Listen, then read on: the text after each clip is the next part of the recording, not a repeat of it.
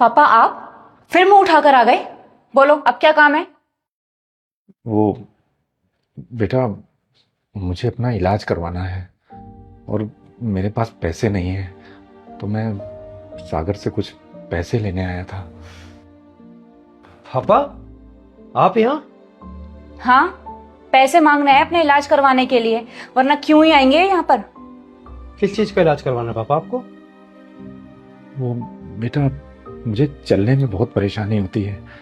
अब घुटने जवाब दे गए हैं, ठीक से चल नहीं पाता हूँ, तो घुटनों का ही इलाज कराना था। अगर तुमने इनको 1 रुपया भी दिया ना तो मुझसे बुरा कोई नहीं होगा। सोरा सोरा, पापा आप भी ना चली गई ना वो गुस्सा होकर। आपसे गांव में टिका नहीं जाता क्या, जो आ गए हम उठाकर? बेटा, इलाज के पैसे? 1 रुपया भी नहीं है हमारे पास आपको देने के लिए, समझे आप? जाइए यहां से, आज के पैसे दे दो इनके यहाँ।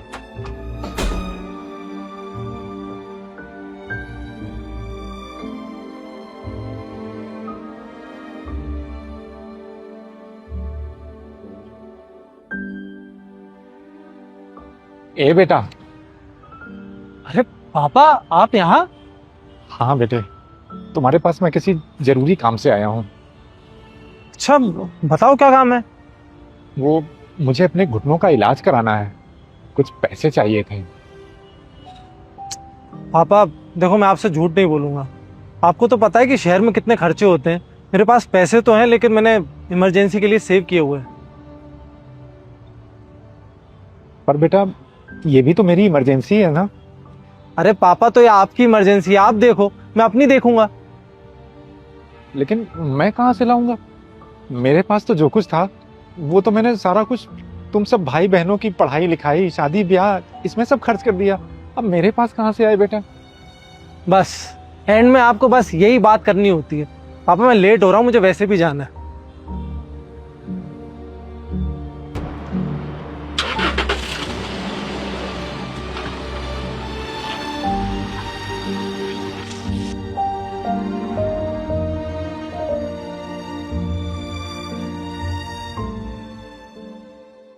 पापा आज कैसे आना हुआ? सब ठीक है ना?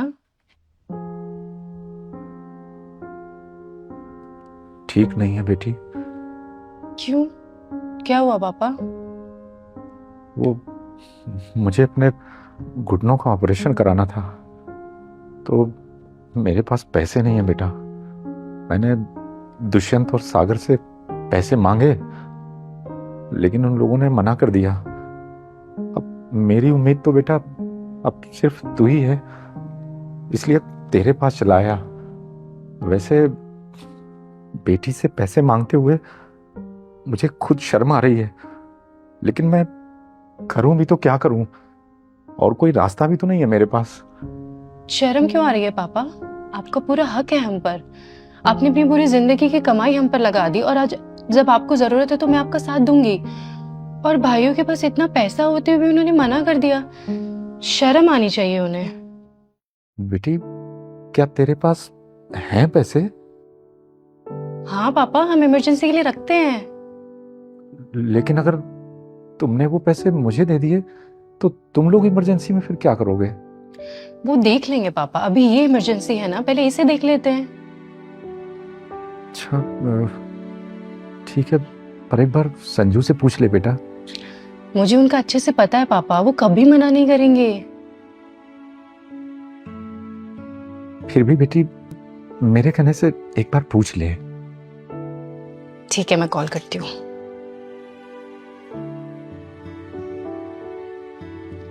Hello hello.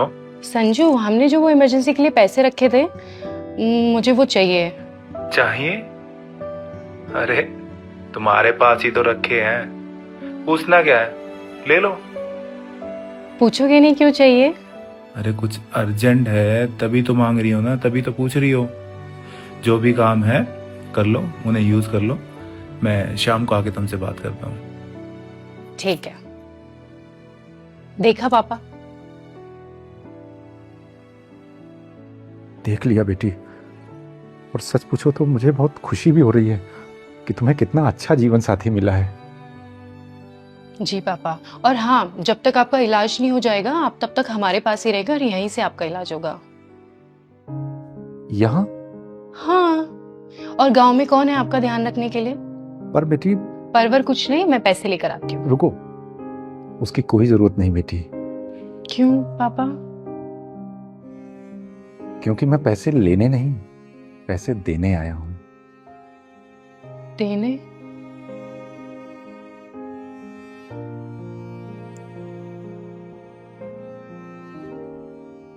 इतने सारे पैसे? हाँ बेटी, दुष्यंत और सागर ने जो जमीन बिकवा दी थी ना, उसका मुआवजा आया था।